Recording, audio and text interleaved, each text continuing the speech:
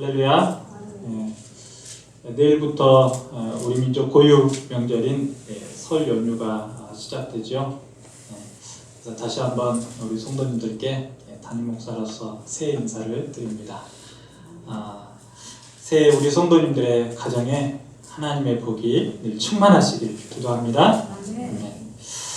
우리가 이렇게 새해 때마다 서로 인사하는 것은 저마다 하나님으로부터 올 한 해 좋은 것, 바라기는 만사 형통을 기대하며 살아가고 있기에 인사하지 않을까 생각해 봅니다. 그런데 우리가 그렇게 인사까지 하고 바랬는데 그것이 잘 안 되고 만사 형통의 복보다는 계속해서 우리의 길이 막히고 그럴 때 우리는 우리의 입술로 하나님 실망스럽습니다. 하나님 섭섭합니다. 이건 좀 너무하지 않습니까? 이런 고백을 나중에 하게 된다면 어떻게 될까요? 아마 모르긴 몰라도 여기 모이신 우리 성도님들도 누구나 한 번쯤은 이런 고백을 한 적이 있지 않았을까 생각해 봅니다. 이와 동일한 고백은 아닐지라도 이와 비슷한 감정의 경험들을 가지고 하나님 왜 나를 이렇게 힘들게 하십니까? 왜 나의 기도는 안 들어주십니까? 하는 그런 생각들 다 해보셨을 것입니다.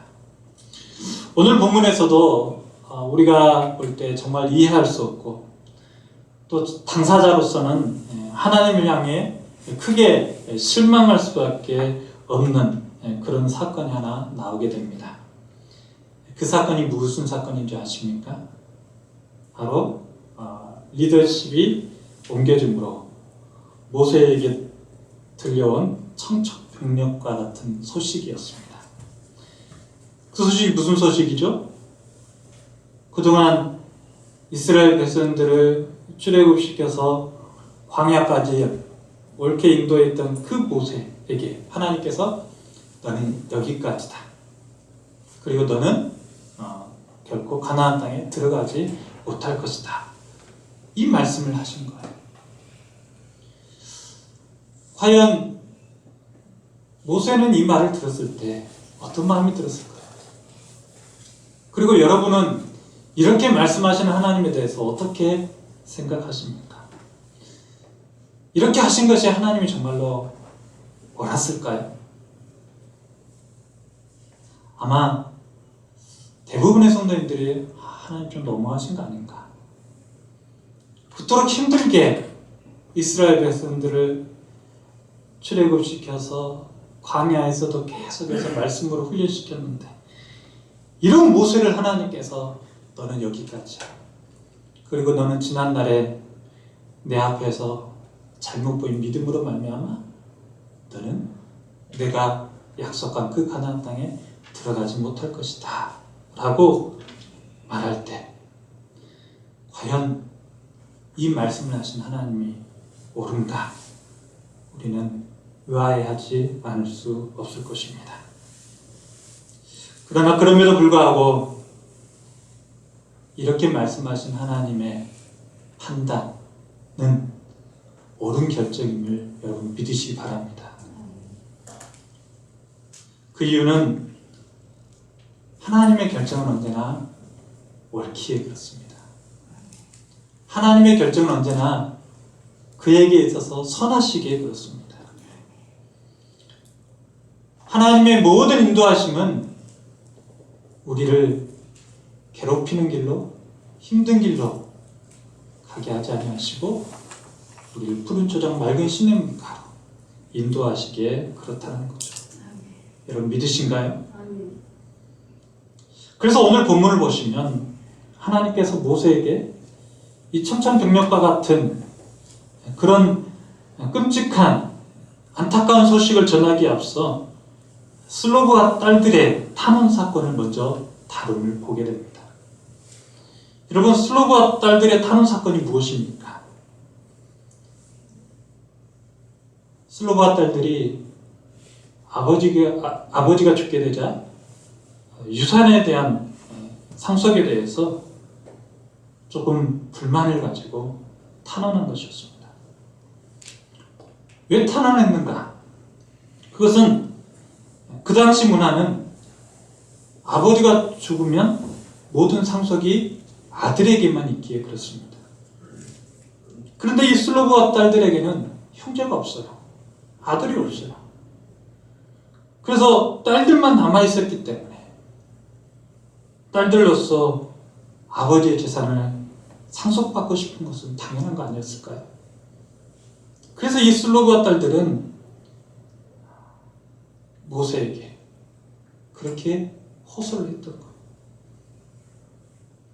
어찌 보면 지금 세상에서는 이것이 당연해 보이는지 모르겠습니다만 그 당시 문화 속에서는 굉장한 가부장적 문화였기 때문에 이렇게 아버지의 상속을 딸들에게 물려주라라고 요청한다는 것은 굉장히 파격적인 제안이었고 요청이었다고 합니다. 당시로 보면 무리한 요구였어요. 그런데 보십시오. 오늘 본문을 보시면 놀랍게도 하나님께서 이 딸들의 그 탄원을 들어줍니까? 안 들어줍니까? 들어줍니다. 놀랍게도 하나님께서 이 딸들의 손을 들어주시더라. 그리고는 이 딸들의 탄원에 대해서 아주 넉넉하게 응답하셨다라고 성경 기록합니다. 우리 7절 같이 한번 읽어보실래요? 시작. 슬로브와 딸들의 말이 옳으니 너는 반드시 그들의 아버지 형제 중에서 그들에게 기업을 주어 받게 하되 그들의 아버지의 기업을 그들에게 돌리지니라. 화면 좀 넘겨주세요. 하나님께서 모세를 통해서 말씀하시는데 슬로브와 딸들의 말이 옳다고요? 그렇다고요? 옳다라는 거예요. 당시 문화로서는 도저히 이해가 안 되는 말씀을 지금 하나님께서 하시는 거예요. 그러면서 그들에게 기업을 주어 받게 하되 그들의 아버지의 기업을 그들에게 돌려주라. 아주 하나님께서 넉넉하게 그 슬로브와 딸들의 그 탄원하는 기도서를 들으시고 응답하셨음을 말해주고 있는 것입니다. 어떻게 보면 이것이 슬로브와 딸들이 받은 하나님의 은혜가 아닐까 싶습니다. 당시 문화 배경으로서는 도저히 받아들일 수도 없고 예측할 수도 없는 이 일에 하나님은 딸들이 그토록 탄식하며 탄원하며 호소하며 기도했기에 그 딸들의 손을 들어주심으로써 그들의 억울함과 그들의 어려움들을 해결해 주신 것입니다. 자, 여기까지 우리가 살펴보면 하나님은 어떤 하나님이십니까? 정말 어르신 하나님이시죠. 그렇죠? 공평하시고 공정하시고 자비가 많으시고 은혜가 충만하신 하나님임을 우리는 믿게 됩니다. 그런데 이 사건 뒤에 나오는 일이 하나 있는데요. 그 일은 우리가 생각할 때 도무지 이해할 수 없고 은혜의 하나님이라기보다는 너무 야속한 하나님으로 보여집니다. 왜 그렇습니까? 제가 처음에 말씀드렸듯이 모세 하나님께서 지도자로 세워놓고 그들을 열심히 일하게 하시고서는 결국 하나님께서 약속하신 그 젖과 꿀이 흐르는 그 가나안 땅에 모세는 들어가게 합니까? 못하게 합니까? 들어가지 못하게 딱 막아버린 거예요. 그러니 얼마나 모세에게 안타까웠을까요? 자, 하나님께서 모세에게 어떻게 말씀하셨는가 우리 같이 한번 읽어보겠습니다. 12절부터 13절입니다. 시작. 여호와께서 모세에게 이르시되 너는 이 아바림 산에 올라가서 내가 이스라엘 자손에게 준 땅을 바라보라. 본 후에는 내 마음이 돌아간 것 같이 너도 조상에게로 돌아가리니 이는 신 광야에서 회중이 분정할 때에 너희가 내 명령을 거역하고 그 물가에서 내 거룩함을 그들의 목전에 나타내지 아니하였음이니라. 이 물은 신 광야 가데스의 무리바 물입니다. 지금 하나님께서 모세에게 뭐라고 말씀하시는 거예요? 너도 네 형 아론이 가나안 땅을 보지 못하고 죽었던 것처럼 너도 가나안 땅 그 코앞에서 죽게 될 것이다. 그리고 너는 가나안 땅에 들어가지 못할 것이다 라고 말을 하고 있는 거예요. 그러면서 너의 일은 이제 여기서 마친다. 그리고 네 죽음이 멀지 않았으니 너의 그 리더십을 누구에게 인계하라는 거예요? 여호수아에게 인계하라고 말하는 거예요. 여러분이 모세였다면 하나님 앞에서 어떻게 말할 것 같습니까? 당연히 하나님 좀 너무하신 거 아닙니까? 하나님 내가 이렇게 열심히 일해왔는데 그 무리바 물 앞에서 내가 잘못 보인 그 행동 하나 때문에 이렇게까지 벌하신다는 건 좀 너무한 거 아닙니까? 이렇게 좀 하나님 앞에 원망하지 않을까요?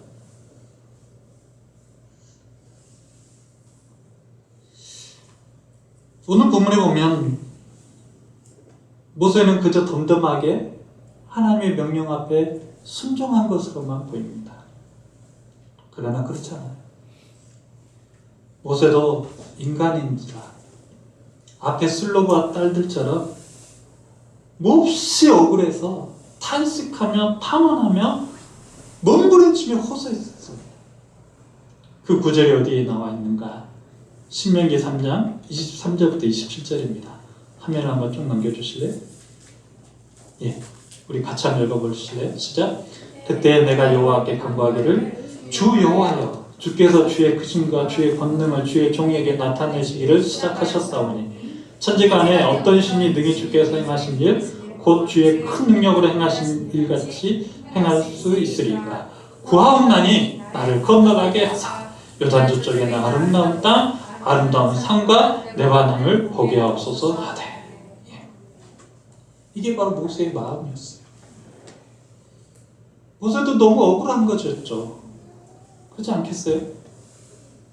그래서 모세도 제발 구하옵나니 나로 하여금 그 땅에 들어가게 해달라고. 그래서 그 아름다운 땅, 그 아름다운 산을 보게 해달라고 하나님 앞에 요청합니다. 그런데 이렇게 호소하고 요청하며 탄원하는 이 모세의 기도 앞에 하나님의 응답은 이러했습니다. 그 다음 화면 넘겨주실래요? 시작. 여호와께서 너희 때문에 내게 진노하사 내 말을 듣지 아니하시고 내게 이르시기를 그만해도 족하니 일로 다시 내게 말하지 말라. 아니 하나님께서 어떻게 이렇게 말할 수 있을까요? 너희 때문에 내게 진노하사. 하나님께서 지금 몹시 기분이 나쁘신 거예요. 몹시 화가 난 거예요. 그러면서 모세를 향해서 다시는 너 이런 기도하지 말라라고 하나님께서 완강하게 거절하더라는 거예요. 참 이상하죠. 앞에 슬로브와 딸들의 기도는 하나님께서 들으셨습니까? 안 들으셨습니까? 들으셨어요. 당시 문화의 배경으로 본다면 이것은 하나님께서 들으시면 안 되는 기도였어요.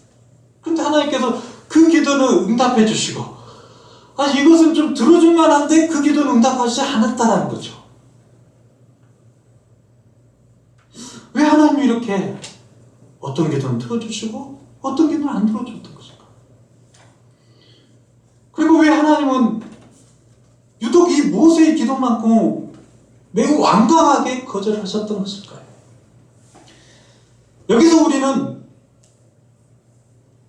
이 모습을 보면서 신앙생활에 회의감을 갖게 됩니다. 여러분, 신앙생활의 회의가 무엇입니까? 왜 너는 되고 나는 안 되냐는 거죠. 그렇지 않습니까? 그리고 이 신앙생활의 회의감은 우리로 하여금 하나님을 불신케 하는 요인을 만들게 합니다. 그래서 대부분의 성도님들이 여기서 시험에 빠져들어요. 그렇지만 사랑하는 성도 여러분, 기억하십시오. 오늘 이 슬로우와 딸들의 기도에 응답하신 하나님만 좋으신 하나님이십니까? 아니에요. 오늘 모세의 그 기도를 완강하게 거절하신 그 하나님도 좋으신 하나님이심을 믿으시기 바랍니다. 왜냐하면 하나님은 언제나 우리를 선한 길로 인도하시기 그렇습니다. 그러므로 내 기도를 들어주시는 하나님만 좋으신 하나님, 나의 하나님이 아니라는 거예요. 때로 내 기도에 응답하지 않는다 할지라도, 내 기도에 거절하신 하나님이라 할지라도 그 하나님 역시도 나의 하나님이라고 우리는 믿어야 된다는 거죠. 그렇다면 왜 하나님은 오늘 이 슬로브와 딸들의 기도는 들으시고 이 모세의 기도는 완강하게 거절했던 것일까요? 왜 모세의 기도에는 이렇게 침묵하셨던 것일까요?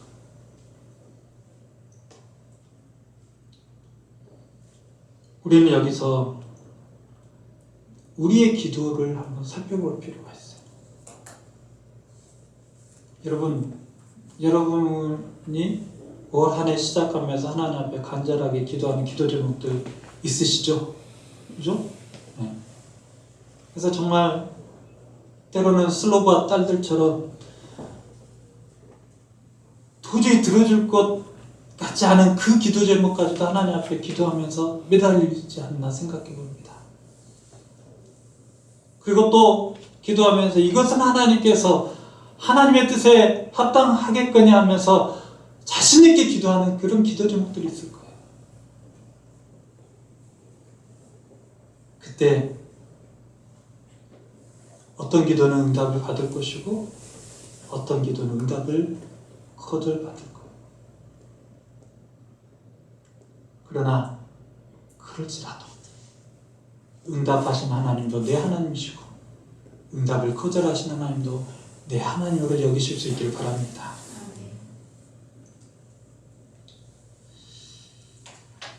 우리가 이것을 이해하기 위해서는 하나님의 두 성품을 이해할 필요가 있어요. 그 하나님의 성품은 나를 여전히 사랑하시기 때문에 나의 기도를 들어주시는 하나님이시기도 하고 들어주지 않으시기도 하시는 하나님이라는 거죠. 그러므로 기도 응답이라는 것이 무엇일까요? 그냥 내 정성과 열심으로 응답을 받아내는 것이 기도 응답일까요? 내 정성이 부족하고 내 죄가 크다 할지라도 응답받지 못함도 기도 응답임을 믿으시기 바랍니다. 그런데 참 많은 성도님들이 기도 응답을 다들 그냥 나의 어떠함으로 해결해 보려고 그래요. 이뤄보려고 그래요. 그리고는 그렇게 열심히 했는데 안 이루어지면은 속된 말로 삐지고 시험에 들고 하나님 어디 계시냐고 원망하고 불평하더라는 거죠. 우리 기독교는 절대적으로 내가 어떻게 지극정성으로 빌어서 복받는 종교가 아닙니다. 그럼 우리가 받는 복은 어떻게 해서 받게 될까요? 다시 말해 우리의 기도는 어떻게 해서 응답받게 될까요? 한번 따라서 하겠습니다. 하나님 주권에 달려 있습니다. 쉽게 말해서 하나님의 마음에 달려 있다는 거예요. 하나님의 전적인 주권 행사일 뿐이에요. 응답하심은. 그러므로 응답하심도 감사하고 응답을 거절하신 것도 우리는 감사해야 되는 거예요. 그런데 사실 이 하나님의 주권적인 믿음을 갖는다는 것이 쉽지 않습니다. 왜 그렇습니까? 우리는 당장 내 눈앞에 보이는 문제만 크게 보기에 그런 거예요. 내 눈앞에 보이는 그 문제. 너무 크다 보니까 하나님을 보지 못해요. 그러나 하나님은 우리의 문제를 뛰어넘어서 우리의 앞길을 이미 선하게 인도하심을 믿으시기 바랍니다. 그런 사랑하는 성도 여러분, 여러분의 앞에 놓인 어떤 장애물, 걸림돌, 그거 보면서 하나님 앞에 막 매달려 기도하다가 안 이루어진 것으로 인하여서 실망하지 마십시오. 낙심하지 마십시오. 하나님은 여전히 어떤 하나님이십니까? 우리의 길을 선하게 인도하시는 하나님이세요. 그렇다면 우리의 장애물과 우리의 걸림돌도 다 누가 허락하신 거예요? 하나님 허락하신 거예요. 왜 허락하셨어요? 그것이 선하기. 그 길로 가야만이 하나님의 그 놀라우신 사랑과 은혜를 경험할 수 있기 때문에 하나님은 때로 우리가 괴로워하고 힘들어하는 그 걸림돌과 장애물도 설치해 놓고 기다리신다는 거예요. 그렇다면 하나님은 그런 우리 앞에 놓인 장애물과 걸림돌을 설치해 놓고서 우리를 어떻게 응원할까요? 아무개야, 너 그거 너무 걱정하지 마. 그것 때문에 너무 낙심하지 마. 그것 때문에 너무 절망하지 마. 그거 내가 다 너의 길을 좋게 하기 위해서, 아멘?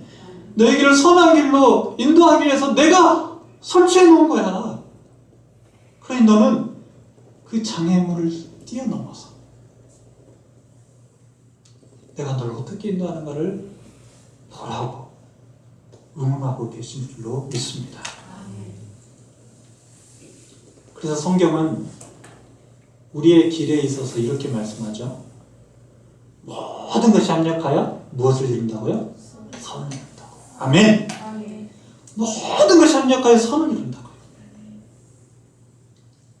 여러분의 그 응답되지 아니한 거, 여러분의 앞날이 보이지 않는 거, 여러분의 앞이 캄캄한 거, 그것도 하나님 다 허용하시면서 결국에는 어떻게 하세요? 다 선으로 이루어가심을 믿으시기 바랍니다. 성경을 보면 그것을 우리는 금방 이해하게 됩니다. 하나님께서 이스라엘 백성들을 어떻게 출애굽시켰습니까? 그리고 하나님께서 이스라엘 백성들을 어떻게 광야에서 훈련시키셨습니까? 저들 계속해서 왜 우리를 그냥 애국에서 너희 밥이라도 먹게 하지 왜 우리를 홍해 바다 건너게 하고 이렇게 광야 생활하게 하십니까? 막 불평하고 불만 가질 때도 하나님은 다시 그들의 불평 불만을 다 잠재우면서 내가 나를 이렇게 좋은 길로 인도하지 않느냐 하시면서 보인 사건이 바로 출애굽기 사건 아닌가요? 그리고 민수기 신명기 사건 아닙니까?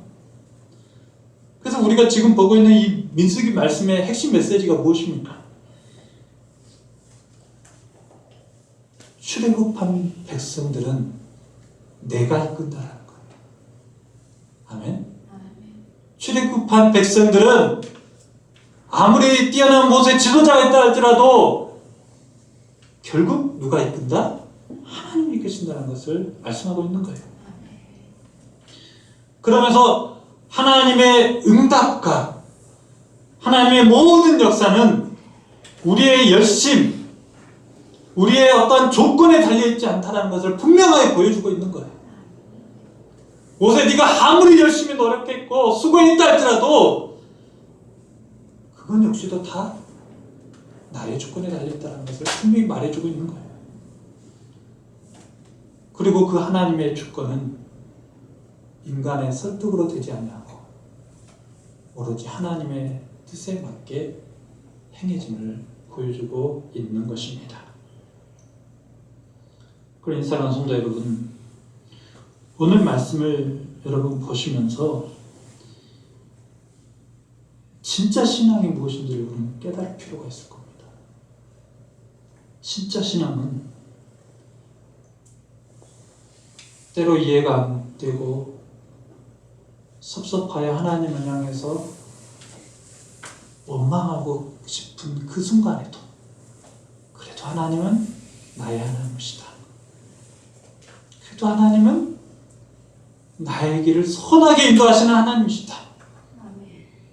그리고 그 하나님은 나를 결국 복 주시기를 원하시는 하나님이시다.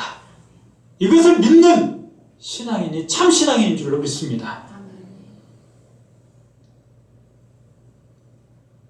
그리고 이 신앙을 가진 사람은 그 어떤 상황 속에서도 절망하지 않을 거예요. 낙심하지 않을 거예요.